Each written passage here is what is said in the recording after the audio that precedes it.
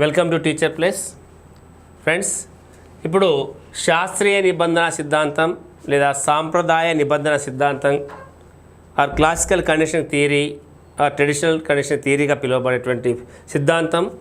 ఇది Ivan పావ్లోవ్చే, Russia దేశానికి చెందిన ఇవాన్ పావ్లోవ్ ఈ సిద్ధాంతాన్ని ప్రతిపాదించాడు. యాక్చువల్గా ఈయన సైకాలజిస్ట్ కాదు, శరీర ధర్మశాస్త్రవేత్త, మీన్స్ ఫిజియాలజిస్ట్. ఆయన తన సబ్జెక్ట్లో భాగంగా ఈ కండిషనింగ్ థియరీ మీద ప్రయోగాలు చేస్తున్నప్పుడు వచ్చిన ఫలితాన్ని మిస్టర్ జేబీ వాట్సన్ సైకాలజీకి కన్వర్ట్ చేశాడు, అప్లై చేశాడు. ఆ సిద్ధాంత ఫలితాలను మన యొక్క మనోవిజ్ఞాన శాస్త్ర అభ్యాస నియమాలకు అనుకూలంగా ఉందని చెప్పేసి కన్వర్ట్ చేశాడు. దీనికి మిస్టర్ పావ్లోవ్కు నోబెల్ ప్రైజ్ కూడా వచ్చింది. ఇందులో ముఖ్యంగా మనం నేర్చుకోవాల్సిన అంశము శాస్త్రీయ నిబంధనం అంటున్నాం. అందులో నిబంధనము, ఫస్ట్ నిబంధనము అంటే ఏంది? కండిషనింగ్. నిబంధనం అంటే అంతకుముందు, సింపుల్ వర్డ్స్లో చెప్పాలంటే అంతకుముందు లేని అలవాటును చేయడం. అంటే మామూలుగా ఒక ఉద్దీపనకు మనం ఒక ప్రతిస్పందన ఇస్తాం. ఉద్దీపన అంటే ఏంది? స్టిమ్యులస్ అంటే మన ప్రవర్తనలో మార్పుకు కారకమైనటువంటిది. ఫర్ ఎగ్జాంపుల్ మనం కూర్చున్నాము, సడన్గా ఎలుక మన ముందర దూకింది, చట్టుకొని లేస్తాం, మన ప్రవర్తన మార్పు వస్తుంది. ఐస్ క్రీమ్ చూడగానే మనం దాని వైపు నోట్ చేస్తాం. పిల్లాడు చింతపండు పేరు చెప్పగానే నోట్లో నీళ్ళు ఊరుతుంటాయి. అంటే అవన్నీ ఉద్దీపనలు. ఆ ఉద్దీపన చూడగా మన ప్రవర్తన మార్పు వస్తుంది. అంటే ఈ ప్రవర్తన మార్పుకు కారకమైనదాన్ని ఉద్దీపన అంటాం. దానికి బదులుగా మనం చేసే ప్రతిచర్యను ప్రతిస్పందన అంటాం. రైట్? అయితే ఇక్కడ ఉద్దీపనకు ప్రతిస్పందన ఇస్తున్నాం. ఓకే, సహజ ఉద్దీపనకు సహజ ప్రతిస్పందన ఇస్తారు నేచురల్గా. కానీ దీంట్లో మనము అసహజమైనటువంటి ఒక కొత్త ఉద్దీపనకు, సహజ ఉద్దీపనకు ఏ విధంగా అయితే ప్రతిస్పందన ఇస్తున్నారో జీవి, అదే ప్రతిస్పందనను మనము ఊహించిన దానికి, మనం ప్రవేశపెట్టిన నిబంధన చేయాలనుకున్న మరి యొక్క కొత్త అసహజ ఉద్దీపన కూడా ఆ ప్రతిస్పందన రాబట్టడమే నిబంధనం. అంటే అంతకుముందు లేని ప్రతిస్పందనకు, దీన్ని చూసినప్పుడు మనకు వచ్చే ప్రతిస్పందనను కొత్తగా తీసుకురావడమే నిబంధనము అంటారు. ప్రవర్తన మార్పు తీసుకురావడం. ఓకే, అంటే ఫర్ ఎగ్జాంపుల్ పిల్లలు జనరల్గా ఇంటికి వెళ్ళండి అంటే ఇంటికి వెళ్ళిపోవడం సహజం. కానీ క్లాస్లో లాస్ట్కు లాంగ్ బెల్ కొట్టిన తక్కువ వెళ్ళిపోతారు టీచర్ చెప్పకుండా. అంటే అది ఎట్లా? డైలీ లాంగ్ బెల్ కొడితే మీరు ఇంటికి వెళ్ళిపోవచ్చు అని కండిషనింగ్ చేస్తాం. మార్నింగ్ ప్రేయర్లో బెల్ కొట్టగానే అందొచ్చి అసెంబ్లీలో వరుసగా నిలబడతారు. ఒక్కటి కొట్టగానే అటెన్షన్, రెండు కొట్టగానే స్టాండీస్ అని అలవాటు చేస్తాం. కండిషనింగ్ అంటే అంతకుముందు 1 అంటే అటెన్షన్ నిలబడి నేర్చుకున్న పిల్లాడు లేదు. పాఠశాలకు వెళ్ళిన తర్వాత పాఠశాల అసెంబ్లీ నియమాలలో అది అలవాటు చేస్తాడు ఉపాధ్యాయుడు, వ్యాయామ ఉపాధ్యాయుడు.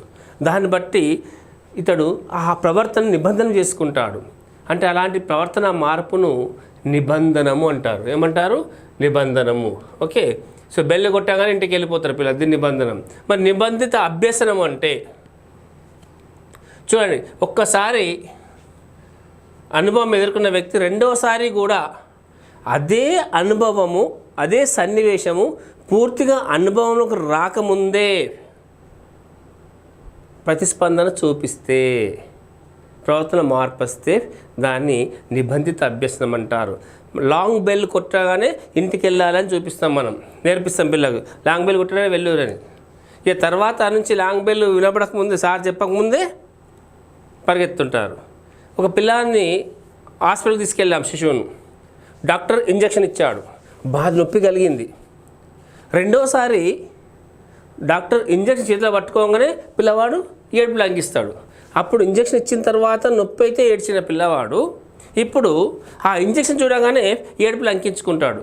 అంటే ఇంజక్షన్ యొక్క బాధ అనుభవంలో రాకముందే ఆ ప్రవర్తనను చూపిస్తున్నాడు, ప్రవర్తన మార్పును చూపిస్తున్నాడు. కాబట్టి దాన్ని నిబంధిత అభ్యాసనము అంటారు. అంటే అసహజమైన ఉద్దీపనలకు, కండిషన్డ్ స్టిమ్యులస్లకు, అసహజము అయిన ఉద్దీపనలకు ప్రతిస్పందన తెప్పించడమే నిబంధన అభ్యసనం అవుతుంది. అసహజ గుర్తుపెట్టుకోవాల్సిన పాయింట్ చాలా ఇంపార్టెంట్. అసహజ ఉద్దీపనలకు కండిషన్ స్టిమ్యులస్కు ప్రతిస్పందనలను రాబట్టడము, దీన్ని నిబంధన అభ్యసనము అంటారు. ఓకేనా, రైట్. అయితే దీంట్లో పావులో చేసిన ప్రయోగాన్ని చూద్దాం. పావులో ఏం చేశాడంటే కుక్కను తీసుకొని కుక్కకు ఇక్కడ ఒక సన్నటి పైపును బిగించి గొంతు కింద ఆ పైపును ఏం చేశాడు, ఒక పాత్ర మెజర్ బోల్లోనికి కనెక్ట్ ఇచ్చేసి ఆహారం చూపెట్టడానికి కుక్కకు దాని ఒక కంట్రోల్డ్ సిచ్యువేషన్లో బంధిస్తాడు, కట్టేసి పెడతాడు. దాని ముందర ఆహారం పెట్టంగానే కుక్క సెలైవా రిలీజ్ చేస్తుంది. ఆ రిలీజ్ అయిన సెలైవాను ఈ పైపు గుండా వెళ్ళి ఆ పాత్రలో కొలుస్తాడు. ఈ ఆహారం చూడగానే ఎంత సెలైవా వస్తుందో, లాలాజలం వస్తుందో, తను ప్రవేశపెట్టే ఉద్దీపన గంట, ఒక బెల్లును ప్రవేశపెడతాడు. ఆ బెల్లుకు కూడా కుక్క ఆ విధంగానే ప్రతిస్పందించాలనుకుంటాడు. బెల్లు కొట్టి చూస్తాడు, కుక్క రెస్పాండ్ అవుతుందా? No response. దానికి సంబంధం లేదు, బెల్లుతో దానికి ఏమన్నా ఆ పని. మళ్ళీ దాని మీద బెల్లు కొడతాడు, నో సెలైవా, నో రెస్పాన్స్. అసలు దానికి చూడ పట్టించుకోదు. అంటే న్యూట్రల్ సిచ్యువేషన్, ఇది న్యూట్రల్ స్టిమ్యులస్, ఇది తటస్థ ఉద్దీపన. ఇది దానికి ప్రవర్తన తెప్పిస్తలేదు కాబట్టి దీన్ని ఏమంటారు, బెల్లును నిబంధన చేయకముందు తటస్థ ఉద్దీపన అంటే న్యూట్రల్ స్టిమ్యులస్ అంటారు. బిఫోర్ కండిషనింగ్ కుక్క ఈ బెల్లుకి ఏం స్పందించదు. అప్పుడు ఆ బెల్లుని ప్రవేశపెట్టినప్పుడు కూడా దర్ ఇస్ నో రెస్పాన్స్, కాబట్టి దాన్ని న్యూట్రల్ స్టిమ్యులస్ ఆర్ తటస్థ ఉద్దీపన అంటారు. ఓకే, దీనికి ఎలాంటి కండిషన్ రెస్పాన్స్ ఉండదు, no condition response, no NCR. Okay, ఇప్పుడు ప్రయోగం చేస్తాడు. ఆ ప్రయోగంలో 3 దశలు. ఫేజ్ 1 ఇది మొదటి దశ. మొదటి దశలో ఏం చేస్తున్నాడు, ఆహారాన్ని ప్రవేశపెట్టాడు. ప్రవేశపెట్టిన కుక్క ఏమవుతుంది, లాలాజలాన్ని స్రవిస్తుంది, సాల్వేషన్. అవునా? అయితే ఇక్కడ ఏం చేసిండు, ఫుడ్ అంటే ఏంది, సహజ ఉద్దీపన. సహజ ఉద్దీపనకు అది సొల్లు కార్చడం ఏంది, సహజ ప్రతిస్పందన.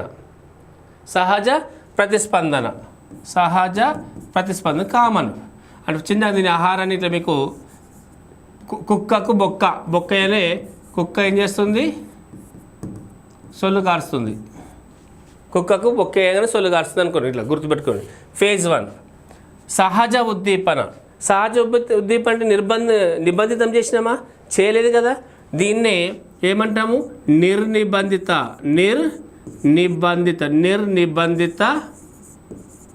ఉద్దీపన అంటారు.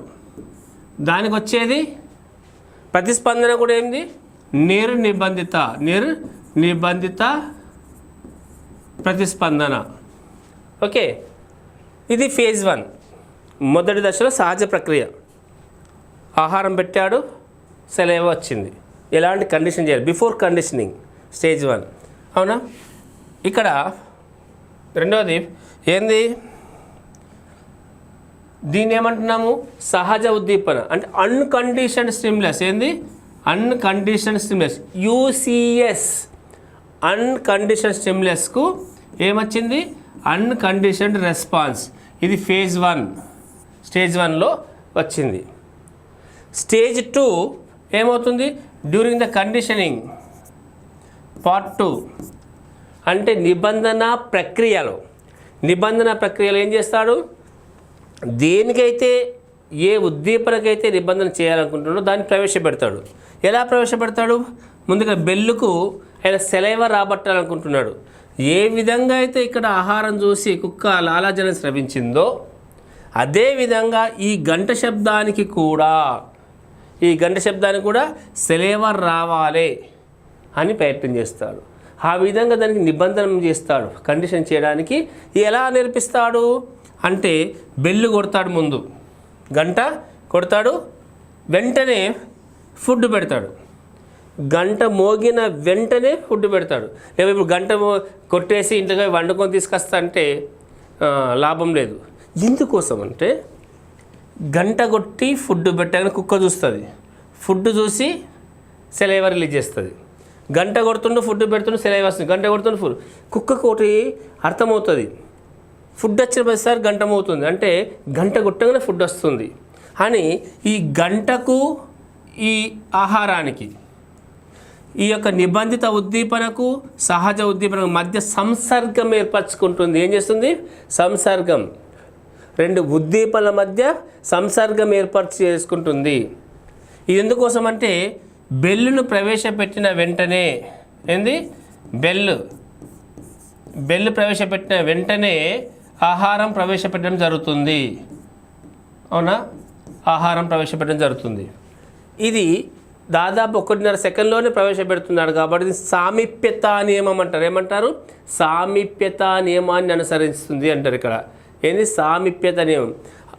బెల్లు కొట్టగానే ఆహారం పెట్టడం, ఉద్దీపన ప్రతిస్పందన నిబంధిత ఉద్దీపనను ప్రవేశపెట్టగానే సహజ ఉద్దీపనను జోడించడము.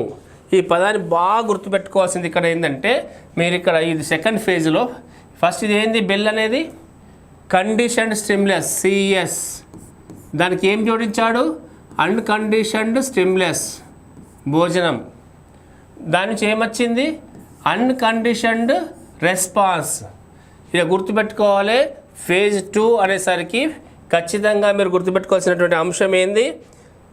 Okay, CS plus UCS, CS plus UCS. ఇది ఫేజ్ 1. ఫేజ్ 2లో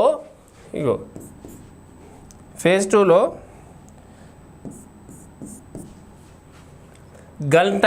గంట ఏంది ఇక్కడ? సిఎస్. దానికి ఏం జోడించాము? యూసిఎస్.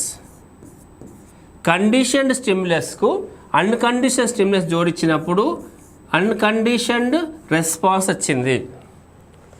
నిబంధిత ఉద్దీపనకు నిర్నిబంధిత ఉద్దీపన జోడిస్తే నిర్నిబంధిత ప్రతిస్పందన వచ్చింది.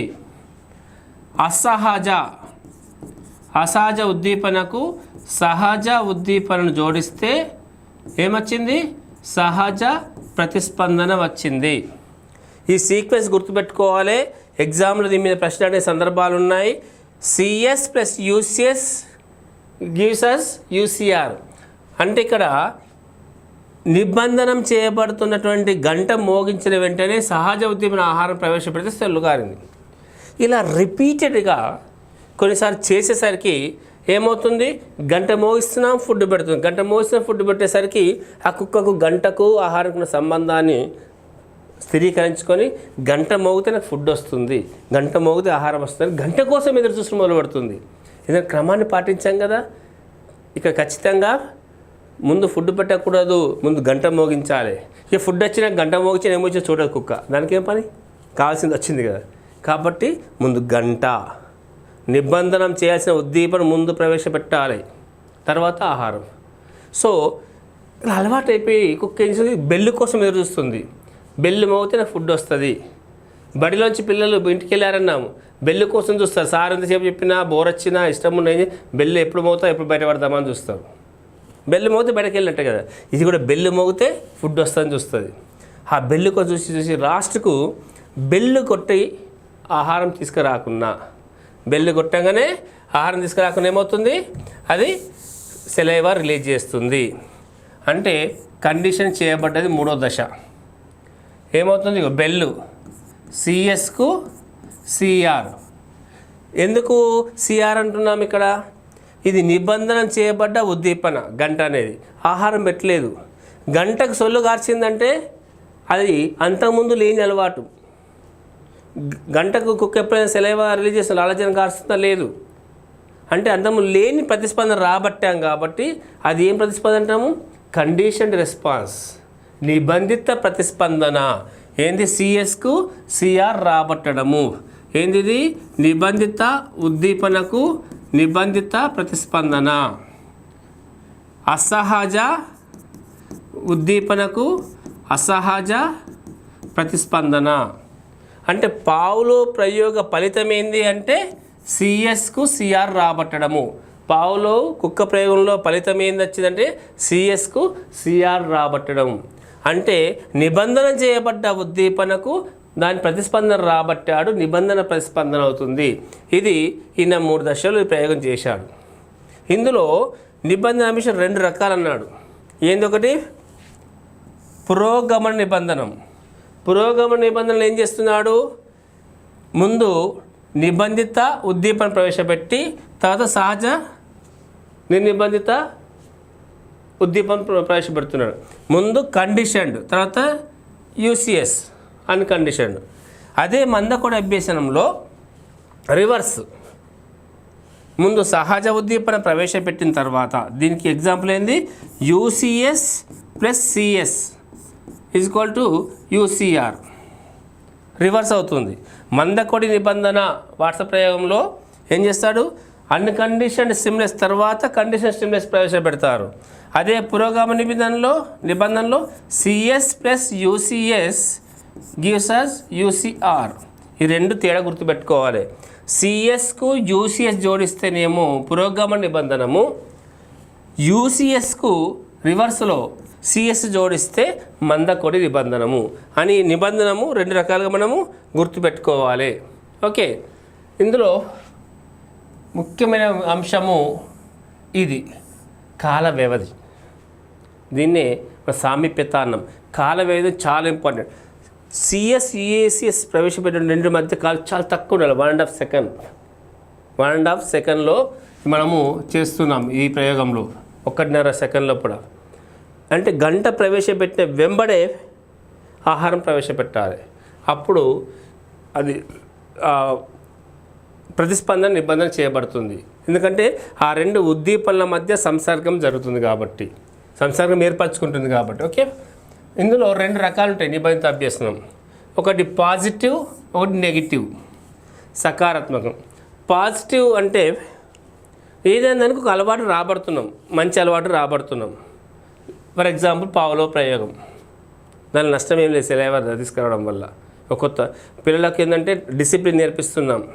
బెల్లు కొట్టంగానే పెట్టకెళ్ళి బెల్లు కొట్టగానే నిలబడాలి, బెల్లు కొట్ట పేరు రాగానే నిలబడాలి, వండడంగానే అటెండెన్స్ స్టాండీస్, వన్ మళ్ళీ డ్రిల్ చేసేటప్పుడు అన్నీ డిసిప్లిన్ నేర్పిస్తున్నాం, పాజిటివ్. రెండవది నెగిటివ్, నకారాత్మకం. అంటే మన అలవాట్లను మార్పించాలంటే ఏం చేస్తాం, సిగరెట్ తాగుతున్నాడు అనుకోండి, క్యాన్సర్ బొమ్మ చూపెట్టాలి. సిగరెట్ తాగినప్పుడు క్యాన్సర్ పేషెంట్ బొమ్మ చూపిస్తే నా పేరు కిషోరు అనుకుంటా టీవీ సినిమాలో యాడ్ వస్తుంది చూడండి, అలాంటివి చూపెట్టాలి. సిగరెట్ తాగినప్పుడల్లా అని విరక్తి వచ్చేస్తుంది. ఆ సిగరెట్ ముట్టగానే ఆ బొమ్మ గుర్తుకు రాగానే ఆయనకి వచ్చేసి పక్కన పెడతాడు. అట్లా మందు తాగని లివర్ నల్లగా లివర్ బొమ్మ చూపెట్టాలి, క్యాన్సర్ పేషెంట్ బొమ్మ చూపెట్టాలి. ఆ మందు మీద విరక్తి వచ్చేస్తుంది, ఇలా పక్క చదువుతాడు. ఓకే, ఇలాంటివి చేయడం వల్ల ఏమవుతుంది, ఆ అభ్యసనం అనేది జరుగుతుంది. ఇందులో కొన్ని నియమాలను చూద్దాం. శాస్త్రీయ నిబంధనలో కొన్ని ఉప నిబంధనలు చూద్దాం. ఏంటి నిబంధనలు కూడా, పునర్బలనం, రీఇన్ఫోర్స్మెంట్. అంటే ఇక్కడ నిబంధన ప్రతిస్పందన బలంగా ఉండాలంటే, అంటే మనము ఏ నిబంధన ద్వారా ఆ యొక్క ప్రతిస్పందన రాబట్టాలనుకున్నామో అది బలంగా ఉండాలంటే పునర్బలనం పదే పదే అందించాలి. పునర్బలనము మళ్ళీ మళ్ళీ రిపీటెడ్గా అందించాలి. అంటే గంట కొట్టింతే సొల్లు గారుస్తుంది, ఒక పెట్టకున్నా సొల్లు గార్చింది, కానీ గంటకు మళ్ళీ ఫుడ్ ఇవ్వాలి, మళ్ళీ మధ్య మధ్యలో. ఊకి ఇవ్వకపోతే మర్చిపోతుంది. పునర్బలనం చాలా ఇంపార్టెంట్. ఓకేనా, అంటే కుక్క గంట మోగించడంతో పాటు ఆహారం ఎక్కువసార్లు ఇవ్వాలి, ఇస్తేనే కదా అలవాటు అవుతుంది. సో ఈ పునర్బలన నియమం అంటారు. రెండవది విలుప్తీకరణ విరమణ, విడ్రాల్ లేదా డీకండిషనింగ్. డీకండిషనింగ్ చేయడం ఏంది, విరమణ చేయడం అంటే ఏంది, గంట కొడుతున్నాం, ఆహారం పెడతలేం, కుక్క సెలవుగా గడిచింది. ఒక్కరోజు, 2 రోజులు, 4 రోజులు, 10 రోజులు తర్వాత దానికి యాస్టకి వస్తుంది. ఈ మూడు గంటనే కానీ కుక్క ఫుడ్ వచ్చేది లేదని మెల్లగా అది రెస్పాన్స్ తగ్గిపోతుంది, ప్రతిస్పందన అనేది తగ్గిపోతుంది, అలవాటు మానిపోతుంటుంది, అలవాటును మానిపోతుంటుంది. అది ఆ నిబంధనము నీరు గారిపోవడమే విరమణ అంటాము. ఓకే, తర్వాత అయత్న సిద్ధ స్వాస్థ్యము, స్పాంటేనియస్ రిఫ్లెక్షన్ అంటాం దీన్ని. అంటే విరమణ చేసినాం, గంట కొడుతున్నాం, ఫుడ్ పెడతలేం, కొద్దిగా లేచింది సొల్లు గార్చింది కూర్చుంది, లేచింది సొల్లు గార్చి కూర్చున్న తర్వాత యాస్టకి వచ్చింది, గంట మోగుతుంది, ఫుడ్ వస్తలేదు అని సపరేట్ కూర. ఎన్నిసార్లు గంట మోగించినా రెస్పాండ్ కాదు, మర్చిపోతుంది, కండిషన్ను మర్చిపోతుంది. సడన్గా బెల్లు మోగిన ఒక్కసారి మధ్యలో గుర్తుకొస్తుంది, సడన్గా ఏమో ఫుడ్ వచ్చిందేమో అని టక్కన బెల్లు మోగం లేచి నిలబడి లాలాజలం అనేది స్రవిస్తుంటుంది కొంతకాలానికి. విరమణ జరిగిన కొద్ది రోజులు అప్పుడప్పుడు సడన్గా గుర్తుకొస్తుంది. ప్రయత్న సిద్ధంగా ఎలాంటి ప్రయత్నం లేకుండా అప్రయత్నంగానే సడన్గా అవి గుర్తుకొస్తుంది. అప్పుడు లాలాజలం ఊరుతుంది. ఇది మన జీవితంలో చాలాసార్లు చూస్తుంటాము. ఓకే, ఇది ఐట్న సిద్ధ స్వాస్థ్యం అంటారు. అంటే పూర్తిగా పోదు, నిబంధన చేయబడ్డటువంటి అభ్యాసాలు లోపల కొంచెం మిగిలి ఉంటుంది అని చెప్పడం. ఓకే, తర్వాత ఉద్దీపన సామాన్యీకరణ, స్టిమ్యులస్ జనరలైజేషన్ అంటాం దీన్ని. అంటే ఈ పావుల ప్లేలో గంటను మోగించగా ఆ గంట శబ్దాన్ని పోలి ఉన్న, అంటే నిబంధితం చేయబడ్డ ఉద్దీపనను పోలిన మరొక ఉద్దీపన, అంటే గంట శబ్దాన్ని పోలిన మరొక గంట శబ్దం, కాలింగ్ బెల్ కావచ్చు, సైకిల్ బెల్ కావచ్చు, బజర్ సౌండ్ కావచ్చు, ఇంకేదైనా సౌండ్ కావచ్చు, అలారం సౌండ్ చూసి కూడా కుక్క ప్రతిస్పందిస్తే, లాలాజలం స్రవిస్తే, అంటే నిబంధనం చేయబడ్డ ప్రతిస్పందనకే కాకుండా ఉద్దీపనకే కాకుండా ఉద్దీపన పోలిన మరొక కొన్ని ఉద్దీపనలకు కూడా ప్రతిస్పందిస్తే దాన్ని ఉద్దీపన సామాన్యీకరణం అంటారు. ఉద్దీపన సామాన్యీకరణం అనడం జరుగుతుంది. నెక్స్ట్ ఉద్దీపన విచక్షణం.